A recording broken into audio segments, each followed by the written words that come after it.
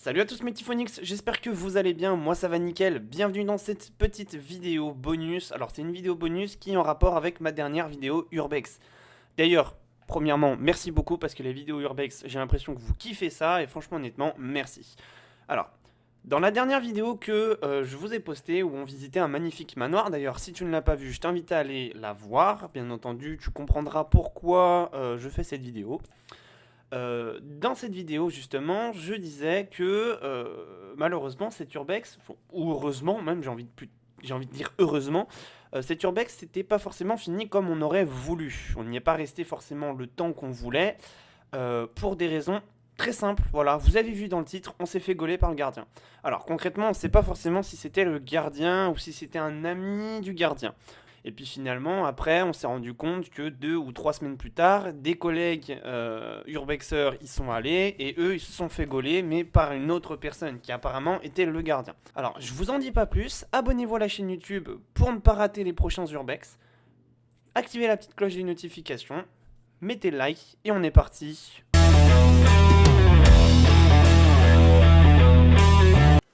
Salut à tous mes petits phonix, j'espère que vous allez bien, j'espère que vous avez la forme, pour ma part ça va nickel. Bienvenue dans cette nouvelle vidéo tout autant spéciale puisqu'on va tout simplement revenir sur ce qui s'est passé durant mon précédent Urbex.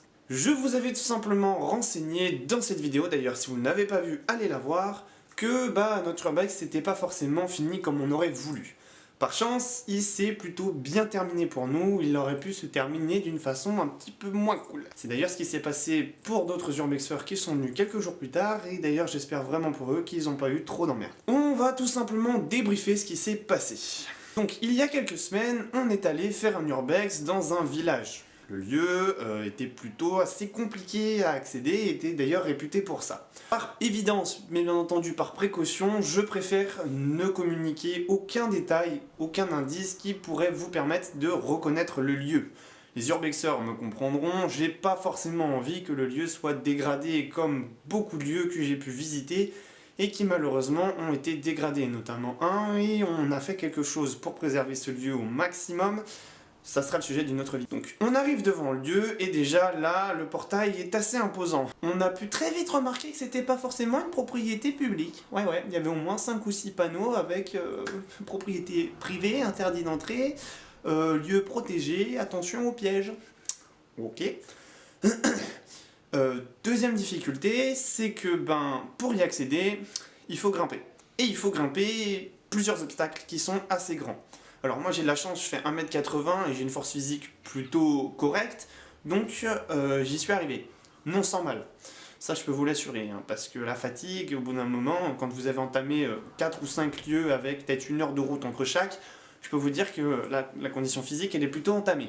Et la troisième difficulté, c'est tout simplement que l'entrée par laquelle on est passé, c'est dans une rue passante. C'est dans une rue passante avec pas mal de voitures.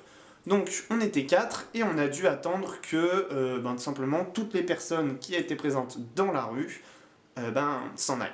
Par la même occasion, j'ai oublié de vous préciser un petit détail au tout début, quand on est arrivé, on s'est garé sur un petit parking un petit peu plus loin et on a vu une voiture garée devant. Et là on se dit, merde, qu'est-ce qui se passe? Alors malheureusement je n'ai pas filmé ces scènes-là, tout simplement pour des raisons de discrétion. Si vous voyez 4 pecnos arriver dans une voiture avec un mec avec un appareil photo qui filme, vous comprenez très vite qu'ils sont pas là pour cueillir des fleurs. Déjà 4 jeunes dans une voiture, ils sont pas là non plus forcément pour cueillir des fleurs, sachant qu'ils savent que les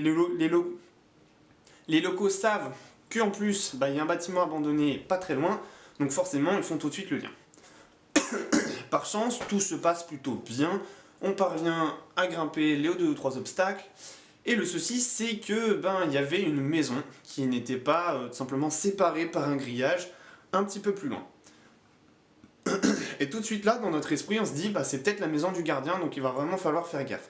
On trace, il y avait une grande allée entourée d'arbres, on trace, et on fait en sorte de se mettre derrière le bâtiment pour éviter d'être vu. Puisque derrière le bâtiment, on était caché par le bâtiment lui-même, et en plus, on avait tout le tour, on avait des arbres et une végétation plutôt intense. Et ensuite, on arrive devant tout simplement l'obstacle qui a rendu ce lieu célèbre. Et là, franchement, honnêtement, pas si compliqué que ça. Il y avait pas mal d'accroches, le lieu était plutôt solide, donc les murs étaient plutôt solides, il y en avait... Personnellement, j'ai le vertige dans les grandes hauteurs, et là, franchement, honnêtement, ça allait. Hein. Franchement, honnêtement, ça allait. La copine d'un collègue a un petit peu plus galéré, parce qu'elle elle avait vraiment le vertige, et pour ceux qui ont le vertige, vous comprenez que parfois, ben, vous pouvez être paralysé. On a un petit peu galéré, et je pense que c'est là aussi où on a commencé à se faire griller, parce que son copain râlait un petit peu, quoi. Enfin râlait un petit peu, l'encourageait, et je pense qu'il a gueulé un petit peu fort. Bref, elle parvient à monter, tout se passe super bien, comme en témoignent les vidéos qui passent à l'heure actuelle, tout se passe nickel. On visite, le lieu est magnifique, et quelque chose qu'on remarque tout de suite, c'est que toutes les fenêtres du rez-de-chaussée sont barricadées, mais comme jamais. Alors, malheureusement, je n'ai pas non plus de photos, parce qu'on fait les photos, on fait les vidéos, comme vous avez pu voir sur l'Urbex, et là, on arrive au rez-de-chaussée. Alors, le château est disposé de manière assez classique d'un château, c'est-à-dire qu'il y a un grand escalier, et un grand escalier qui bifurque à gauche, il me semble, et en face de cet escalier, il y a une grande salle avec d'immenses portes vitrées. Et ces portes vitrées-là ne sont pas barricadées, elles sont juste fermées avec un énorme cadenas, mais on a vue sur l'extérieur. Et donc là, j'ai un collègue, donc justement à ce moment-là, vous le voyez, il saute de l'escalier, et quelques secondes plus tard, donc moi j'arrête l'appareil photo, parce que je n'avais pas forcément l'intention de filmer plus, parce que moi j'avais filmé ce que je voulais. Et là, il nous regarde, en courant, il dit « Il y a quelqu'un, il y a quelqu'un, il y a quelqu'un, il y a quelqu'un !» Donc au début, on se regarde avec mon autre collègue, et on se dit « Mais attends, c'est une blague, là, tu fais une blague !» Et en fait, il regarde par la fenêtre, et effectivement, il y avait bien quelqu'un. Donc nous, on trace. En face, il y avait une petite salle hyper sombre, barricadée avec des planches au niveau des fenêtres. On se met là-dedans, et on écoute. On arrête, on fait plus aucun bruit, on écoute, et en fait, effectivement, il y avait une personne avec une fourche qui tapait contre la fenêtre. Vous allez voir des vidéos de cette personne, bien entendu floutées, hein, par respect pour cette personne, mais elle était en train de taper sur les fenêtres avec une fourche, probablement pour vérifier s'il n'y avait rien qui avait été abîmé ou autre. Pour notre part, c'était pas le cas, et heureusement. Et c'est à ce moment-là que je me dis que heureusement qu'on n'a pas enlevé une planche, qu'on n'a pas eu l'idée débile d'enlever une planche, parce que sinon on aurait été dans la merde, voilà, clairement. Cette personne aurait pu rentrer dans le bâtiment, et elle aurait pu nous déchiqueter la gueule. Voilà. Bon, alors après, l'épreuve que c'est vraiment nous qui avons enlevé cette planche, voilà. Et donc, on se regarde et on se dit, putain, mais qu'est-ce qu'on fait? Parce que là, en gros, on est baisé, quoi. On est baisé, la personne elle est en train d'entourer le château, l'accès, c'est particulièrement compliqué à descendre ou à monter. Qu'est-ce qu'on fait? Perdu pour perdu, on décide de se rendre. On décide de se rendre, l'impression d'être un bandit. Et par chance, on était avec quelqu'un qui fait de l'Urbex maintenant depuis 4 ans. Je vous mets son compte juste ici en lien pour que vous puissiez aller voir. Il fait du bon taf, donc allez voir. Il commence à discuter. Je vous laisse avec la suite de la vidéo. Bien entendu, c'est flouté. Et je pense clairement qu'il nous a sauvé les miches pour cette fois-ci.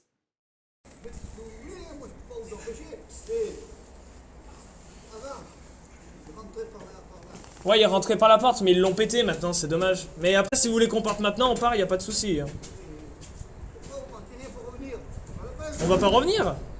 On vient déjà de venir, on va pas revenir, nous.